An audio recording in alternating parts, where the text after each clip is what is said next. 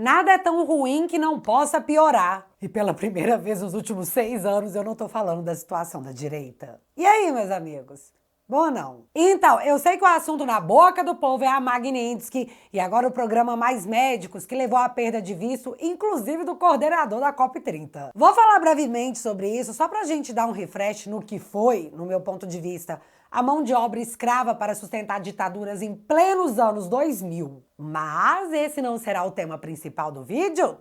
Não, senhor. Tem um negócio acontecendo lá nos Estados Unidos e tá bem movimentado, mas não está sendo repercutido. E esse negócio tem o potencial de bomba nuclear em assuntos que muitos acreditavam pertencer a um passado já superado. Mas, devido aos recentes acontecimentos e o holofote que os ministros da Suprema Corte levantaram para si mesmos, esse assunto parece que vai voltar. E a consequência? Bom, pode ser magnífica para uns e bem ruim para outros. Em 15 de julho desse ano, o escritório do representante comercial dos Estados Unidos anunciava em uma postagem no Twitter que os States iniciavam uma investigação da Seção 301 contra o Brasil, visando analisar as boas práticas comerciais ou a deslealdade em solo tupiniquense, que podem prejudicar empresas americanas, trabalhadores, agricultores e até mesmo acionistas.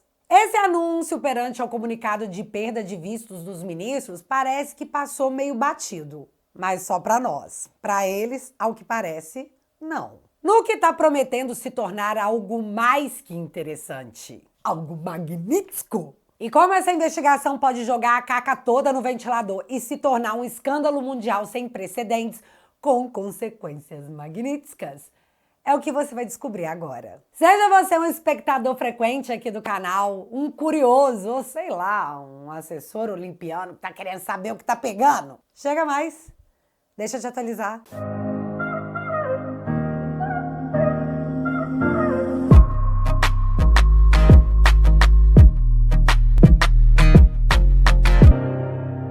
Tá, vamos por partes. Sobre a Lei Magnitsky, onde essa semana matérias de jornais nos contavam que, nas reuniões com especialistas, o povo dos bancos disseram que não vem obrigatoriedade de bloqueio nas contas do Brasil, não, mas que isso poderia mudar caso as sanções avançassem. Bicho, na hora que eu vi isso, eu pensei que no Brasil nada dá certo, nem a Magnitsky aqui dá certo. Mas, após esse momento de no Brasil tudo dá errado, eu fui trocar uma ideia com um especialista na lei e ele disse que não tem isso não. E que na interpretação dele, pode estar rolando duas coisas. A primeira seria a total ignorância dos bancos brasileiros com relação à lei aplicada. E por isso, ela ainda não havia sido implementada completamente, o que na visão dele corresponde a uma infração passiva de sanções e multas secundárias. Já que, de novo, não existe esse negócio de escalar a lei. A lei é inteira e completa. O que existe é o banco não cumprir o que é determinado. Ela já está aplicada em sua totalidade e a única coisa que poderia mudar numa possível escalada seria apenas a lei contemplar outros nomes, mas não uma modulação. Já a outra opção seria que os bancos e os ministros podem estar querendo transmitir ao povo uma falsa sensação de que tá tudo certo, não muda nada em nossas vidas, isso aqui é Brasil, dá nada não. Não seremos pressionados porque sempre teremos um Maranhão, como sugeriria Flávio Dino. E essa segunda opção, de que apenas querem transmitir uma sensação de tranquilidade, fica evidente quando Lauro Jardim estampa a manchete: ministros do STF estão apavorados com Lei Magnitsky, diz político com acesso direto, em pleno jornal O Globo. Galera, sancionados mundo afora pela Magnitsky têm que receber um salário em dinheiro. Eles guardam dinheiro em casa porque não podem usar bancos. Mas eles juram que aqui não, aqui isso aqui não tá valendo. E aí entra o Eduardo, o cara que os ministros faziam piada até pouquíssimo tempo atrás. Que plot twist, hein? Eduardo tinha reuniões em Washington essa semana. Reuniões, no plural mesmo. E essa matéria da Bela Megali sobre o que o Eduardo ouviu dos Estados Unidos sobre as punições contra morais feitas pelos bancos brasileiros nos conta um pouquinho como a temperatura vai subir. E rápido. Já que a mídia fez questão de repercutir que os ministros estão super tranquilos e que os bancos não estão com a intenção de bloquear as contas dos sancionados, o Eduardo traduziu para o inglês as matérias e levou tudo para os integrantes do governo Trump para mostrar que, olha, No Brasil, nem os ministros, nem os bancos estão levando a sério essas sanções. É isso mesmo? Tá certo? É assim mesmo que vai funcionar? Como resposta, Eduardo ouviu que não tá certo não. Que o correto pelos bancos brasileiros, após a aplicação da Magnitsky, seria o bloqueio total das contas e operações financeiras do Alexandre. O que provavelmente resultará numa comunicação aos bancos brasileiros de bloqueia isso aí, se não... Isso na melhor das hipóteses, porque na pior delas, a notificação será entregue através de uma multa bem salgada por violarem leis determinadas. Acho que os bancos terão que escolher se vão pagar para ver. Mas, ao que tudo indica, eles verão de qualquer jeito. E olha só, durante um tempão eu falei para vocês que os ministros foram primeiro atrás de influenciadores e ficaram sentindo a temperatura. Depois subiram mais um pouquinho e foram atrás de jornalistas, sentiram a temperatura. Aí escalaram para deputados, ministros, generais, até chegar no Bolsonaro. E, gente, foi uma escalada clara. Aí, na rede estatal não oficial, a Rede Lula, o comentarista diz que dentro do governo e da Suprema Corte rolou uma surpresa pelo fato dos Estados Unidos terem revogado os vistos de quem estava envolvido no Mais Médicos. Como eu disse, um regime de escravidão permitido nos anos 2000. Mas que eles achavam que isso era um tema já superado. Porém, a avaliação após as novas sanções é de que a medida foi um balão de ensaio para medir qual seria a repercussão no país. Galera, os médicos do programa Mais Médicos tinham um salário de R$12.000 e eles ficavam com 3.000. O resto ia para o governo cubano. Nós literalmente financiamos a ditadura cubana através da exploração da mão de obra exportada por Cuba. E que bom que isso não ficou de graça, mas tem um adendo mais importante nisso aí. Marco Rubio é filho de imigrantes cubanos que fugiram do regime de Fidel Castro. E aí tem aquela, né? Quem bate esquece, quem apanha não esquece nunca. E pode até ser que o miserável da Rede Lula esteja completamente certo, já que ainda ontem as notícias eram mais diretas ainda sobre o que estava por vir. Governo Trump planeja mais sanções ao STF após reunião. Tá, mas mais sanções em quem? Segundo a matéria, a primeira e mais cotada é Viviane Barsi, esposa de Alexandre. E eu acredito que seja mesmo ela, porque o nome dela está sendo especulado como próxima da fila por praticamente toda a mídia. Mas também não para nela, já que, de novo, segundo a matéria, a Casa Branca estuda sancionar com a Lei Magnitsky os ministros que condenarem Bolsonaro por golpe de Estado. E na turma que vai julgar o presidente estão Zanin, Flávio Dino, Carmen Lúcia e o Fux. Não, o Alexandre não conta não, porque esse barco aí ele já pegou. A única saída para que os ministros não fossem sancionados seria se a anistia fosse aprovada pelo Congresso antes da condenação do presidente. Tipo, se condenar, esquece. Vai guardar dinheiro no colchão e ter que cruzar o Atlântico de teco-teco. E galera, eu realmente acho que eles estão com os briocos travados, já que uma outra matéria nos conta algo nesse sentido. Ministros do STF discutem recuo possível em meio à crise com os Estados Unidos. Em conversas reservadas, é discutido que uma saída para amenizar a pressão dos Estados Unidos e evitar um recuo no julgamento do Bolsonaro está na mesa. E o plano estilo Pink Cérebro é bem assim.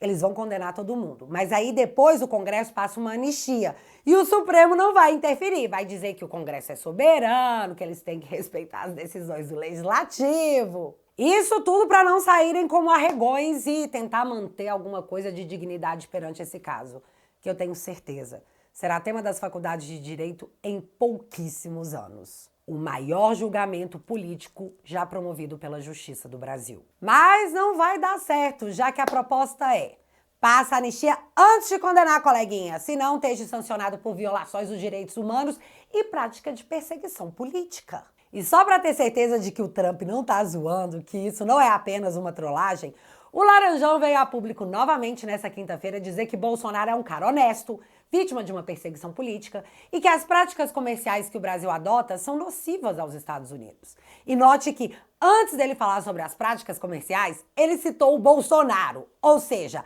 a ditadura vai parar por conta própria, ou nós, no caso ele, irão parar essa ditadura. Foi o que eu entendi.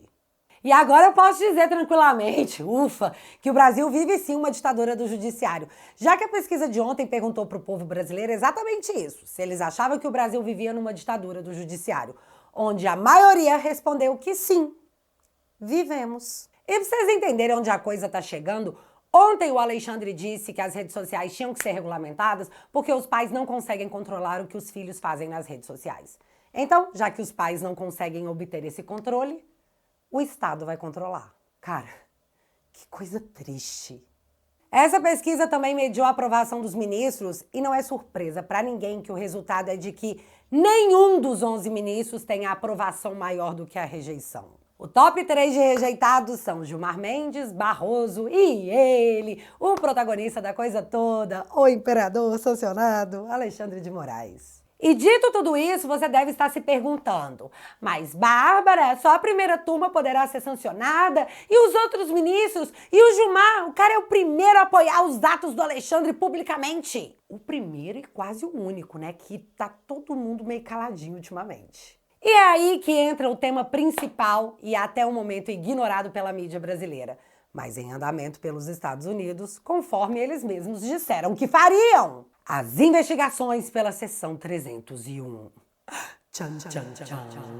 Tá, deixa eu explicar primeiro o que seria essa investigação. Imagina que os Estados Unidos têm um detector de injustiça comercial guardado no armário com uma etiqueta de Seção 301. E aí, quando eles acham que outro país está trapaceando no comércio ou prejudicando interesses de empresas ou investidores americanos, eles sacam essa arma da cintura, investigam e, se confirmarem as investigações, aplicam sanções como multas, taxas de produtos, restrições, bloqueio de bens e as sanções OFAC pela Lei Magnitsky. E agora presta atenção nisso aqui. Dentre várias coisas que podem ser reviradas por essa investigação, está a Operação Lava Jato, porque a Lava Jato não mexeu apenas com corrupção brasileira. Ela pegou empresas gigantes como a Petrobras e a Odebrecht. E adivinha? Essas empresas possuíam ações negociadas nos Estados Unidos e investidores americanos colocaram dinheiro nelas. Se a corrupção afetou o valor dessas ações, esses investidores sentiram no bolso. Então, para os Estados Unidos, isso não era apenas um problema da política brasileira, era dinheiro de cidadãos americanos indo para o ralo. E onde essas investigações podem colidir com os ministros da Suprema Corte? Bom, o STF tomou decisões que anularam condenações, esvaziaram provas, perdoaram acordos de leniência e basicamente enterraram a Lava Jato. Para os investigadores americanos, isso soa assim: vocês atrapalharam investigações que poderiam recuperar dinheiro e punir os responsáveis por prejuízos que saíram dos nossos bolsos? E o entendimento é o seguinte: se as investigações da Seção 301 nos Estados Unidos entenderem que houve prejuízo financeiro a investidores americanos e que autoridades brasileiras, incluindo os juízes, agiram de tal forma que protegesse corruptos ou dificultasse a investigação, a Magnitsky vai comer solta. Por que não? A lei não é aplicada apenas para violadores de direitos humanos, mas também para corruptos. Muitos dos personagens que hoje estão aqui e passam de todos os quadrantes políticos só estão porque o Supremo enfrentou a Lava Jato. Claro, eles não estariam aqui, inclusive o presidente da República. Agora vem cá, só imagina aí um cenário hipotético, tá? De que os Estados Unidos tiveram acesso a relatórios que mostraram que no final de 2018, as matérias do Brasil eram assim: a mesada e o silêncio de Dias Toffoli. Às vésperas de sua posse como presidente da Suprema Corte, a revista Cruzoé revelou que o ministro recebia R$100 mil todo mês em uma conta no Banco Mercantil. O dinheiro era repassado pela mulher dele, Roberta Rangel, dona de um escritório de advocacia com causas vultuosas nos tribunais de Brasília. Tá, isso foi em dezembro de 2018, porque em fevereiro de 2019 a Lava Jato estava chegando onde? Nos escritórios da Guilmar e da Raquel, esposas de Gilmar e Dias Toffoli. Você não lembra das matérias? Receita Federal mira em esposa de Toffoli e ministra do STJ. Roberta Rangel e Isabel Galotti compõem lista de 134 agentes públicos que são alvo de investigação. Gilmar é alvo de investigação da Receita Federal e pede providências a Dias Toffoli. Então, essas duas matérias são de fevereiro de 2019. E você sabe o que aconteceu no mês seguinte? Em março, o Toffoli abriu de ofício o inquérito das fake news para apurar fake news contra a corte. E você sabe o que aconteceu em abril? STF censura sites e manda retirar matéria que liga Toffoli a Odebrecht. O famigerado amigo do meu pai publicada pela mesma Cruzoé. E os sites e as matérias foram censuradas dentro do inquérito das fake news, que não tinha como alvo imediato os bolsonaristas, mas sim impedir que as pessoas falassem sobre as investigações da Receita Federal em cima dos ministros e da delação do Marcelo Odebrecht, que citou o Toffoli, além, claro, dos escritórios de advocacia das esposas. 6 anos depois, esse inquérito ainda existe, tragou bolsonaristas e permanece em sigilo sem nenhum tipo de conclusão. Democracia. E galera, eu não tô aqui fazendo nenhuma ilação. Eu tô contando o que aconteceu e o que a imprensa documentou. Isso faz parte da nossa história e mostra o início de muita coisa. Mas tá, voltando aqui à sessão 301. Pra ninguém achar que eu tô maluca, vocês lembram da carta do Trump, né? Lá ele deixa claro que ele mesmo havia determinado a abertura de uma investigação na sessão 301 em cima do Brasil. E quando anunciadas as investigações de forma oficial, o Departamento de Estado americano deixou bem claro que não eram apenas violações de direitos humanos que seriam investigados, mas também a interferência no combate à corrupção. Você quer mais claro? Porque sim, dá para deixar mais claro. Olha só o que eles colocaram nesse documento. Estaremos investigando a fiscalização anticorrupção. As falhas no Brasil em fiscalizar medidas anticorrupção e de transparência levanta preocupações em relação às normas relativas ao combate ao suborno e à corrupção. E aí vocês me contam, quem foi que anulou o acordo de leniência da Odebrecht? Quem anulou o acordo de leniência da JF, que levaram os irmãos batistas a se sentarem novamente junto ao Lula? Quem anulou as provas da Lava Jato? Vocês sabem? Então, os Estados Unidos estão investigando. Para quem ainda não sabe, pode ser que a resposta venha da gringa. E sobre como a corrupção pode influenciar dentro dos Estados Unidos, eu te dou um exemplo que vai fazer você entender tudo. Se a Odebrecht paga propina num processo de licitação no Peru e por causa disso eles levam a licitação, como vimos em dezenas de casos dentro do Brasil, porém, do outro lado existir uma empresa americana concorrendo que perdeu a licitação por atos de corrupção praticados pela Odebrecht no Peru, isso é uma prática desleal de concorrência, passível de sanções, tanto no momento em que a prática de corrupção foi cometida, quanto nos esforços para abafar o caso, como aconteceu no Brasil. E só porque eu mencionei o Peru, lá o ex-presidente foi condenado à prisão justamente por um caso envolvendo a Odebrecht na Lava Jato. E vocês vão lembrar que o Lula mandou um avião da FAB, pago por nós, para buscar a esposa do cara, a Nadine, que também foi condenada. E aí o Lula impediu que ela cumprisse a pena dela. Respeite a soberania, o Lula disse. Há uns vídeos atrás, eu disse que eu acreditava que nenhum ministro gostaria de ter os Estados Unidos revirando as suas vidas financeiras para saber de onde vem o dinheiro que deu origem a seus patrimônios. Até porque nos Estados Unidos não tem um COAF que um ministro pode mandar paralisar. O negócio é bem mais amplo que um COAF e sem nenhum tipo de freio político. Trump vem de forma reiterada deixando claro que ele acredita que no Brasil existe uma tentativa de impedir que o Bolsonaro concorra às eleições num processo completamente antidemocrático, digno de ditaduras. E Trump também deixou claro que quer punir os que ele considera ditadores.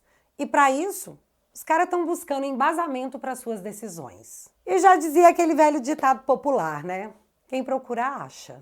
A ver se essa máxima vai se manter nessas investigações feitas pelos Estados Unidos na sessão 301. Para encerrar, o Metrópolis revelou que o apartamento do Barroso nos Estados Unidos, que custa 22 milhões de reais, foi pago à vista, em cash, sem nenhum tipo de financiamento. E a Andresa Matais, autora da reportagem, disse que achou estranho o ministro ter dito que o apartamento havia sido comprado na planta antes dele virar ministro, mas que documentos mostram que ele foi comprado depois que o Barroso já ocupava uma cadeira de ministro da Suprema Corte. E assim, eu não entendi o porquê dessa contradição, porque quem não tem 22 milhões parados numa poupança? Nada a ver isso aí. Mas, caso o Barroso seja sancionado, sabemos o tamanho da dor que ele pode sentir. A dor que qualquer um sentiria em perder um apartamento de 22 milhões de reais. Cara, é sério, eu não consigo imaginar. O coração já até dói. E ontem parece não ter sido um bom dia mesmo para o ministro Barroso, já que no mesmo dia que foi revelado que o cara comprou à vista um apartamento de 22 milhões de reais, o que contrasta muito com o discurso do Barroso sobre a desigualdade social. Ainda temos problemas dramáticos de uma desigualdade abissal que nos envergonha. Segundo a Oxfam, 6 pessoas no Brasil, as 6 pessoas mais ricas, têm a riqueza de metade da população brasileira. 6 pessoas têm a riqueza de 100 milhões de pessoas. Tem alguma coisa errada nesse modelo que nós precisamos enfrentar. É que negócio, né? Faça o que eu digo, não faça o que eu faço. Mais ou menos isso aí. Barroso e Fux tiveram um desentendimento na corte. E o mais afetado nisso tudo foi o coitado do computador. Eu ofereci a Vossa Excelência permanecer como relator. Disse, Vossa Excelência não quer permanecer como relator, apenas reajustando. Vossa Excelência disse, não quero reajustar. Não, reajustar, mas Vossa Excelência não me ofereceu como relator. Vossa Excelência passou direto à relatoria. Absolutamente. Pode resgatar a sessão, e eu disse, porque tenho a maior consideração por Vossa Excelência, e Vossa Excelência não está sendo fiel aos fatos. Eu disse, Vossa Excelência não quer reajustar para permanecer como relator? E Vossa Excelência disse, não, porque isso seria uma desconsideração com quem me acompanhou. Exato. Aí disse, então tá, então o redator para o acordo fica o ministro Flávio Dino. Portanto, Vossa Excelência está criando uma situação que não existiu. Desculpe, já aconteceu comigo, no caso de insignificância. Eu fiquei vencido numa parte, eu disse, então tá, eu reajusto para perder a relatoria. Mas todos nós reconhecemos a qualidade do seu voto. Não, eu só queria consignar, ministro Gilmar, porque eu não queria deixar passar isso. Está encerrada a sessão. Bom. Que fase, hein? Clima bom. E no fim do dia, mostrando que não tem problema nenhum em ter que pagar tudo em dinheiro e viajar só de avião teco-teco, Alexandre de Moraes pediu que Zanin marcasse logo a data para o julgamento do presidente Bolsonaro, onde toda a mídia já diz, baseados em fontes do próprio judiciário, que tá todo mundo condenado. E o que o Zanin vai fazer? Aguardando as cenas dos próximos capítulos. E já que você ficou até aqui... Pra gente construir um Brasil com liberdade para as nossas próximas gerações, precisamos trazer mais gente pro nosso lado da trincheira. É por isso que eu quero te convidar para entrar pra minha família. Com seu apoio, a nossa mensagem vai alcançar cada vez mais pessoas. Enquanto a grande mídia atua como uma rede estatal da comunicação do governo, os vídeos do Te Atualizei são assistidos por cerca de 700 mil pessoas todas as semanas. O nosso trabalho de formiguinha está competindo com unhas e dentes contra as invencionices oficiais que são divulgadas pelos jornalistas. Por isso, a gente entende o desespero da turminha das trevas em regulamentar o que a gente pode ou não dizer na internet. Nós estamos construindo uma força cultural capaz de desafiar a censura que foi colocada no Brasil. Se você quiser ser o meu sócio, meu parceiro nessa jornada que apenas começou, eu te convido a entrar para minha família. Na Família Te Atualizei, você vai receber acesso a todos os meus documentários e vídeos exclusivos que nunca foram postados em outro lugar. Toque no link que está fixado no primeiro comentário e entre para a melhor família da internet. Juntos, a gente consegue. Beijo!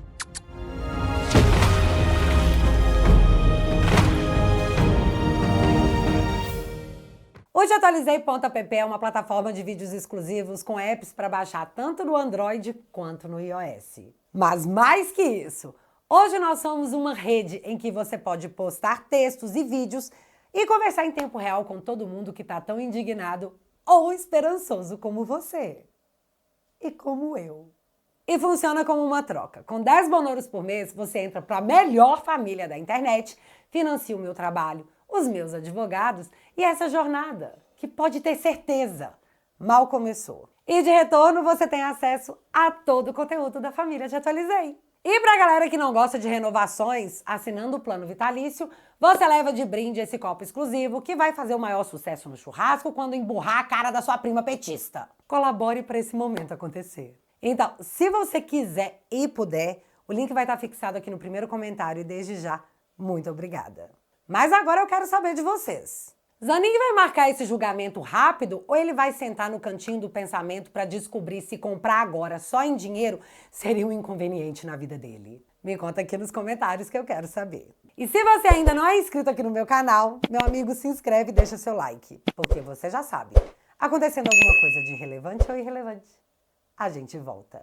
Beijos, galera! Fui!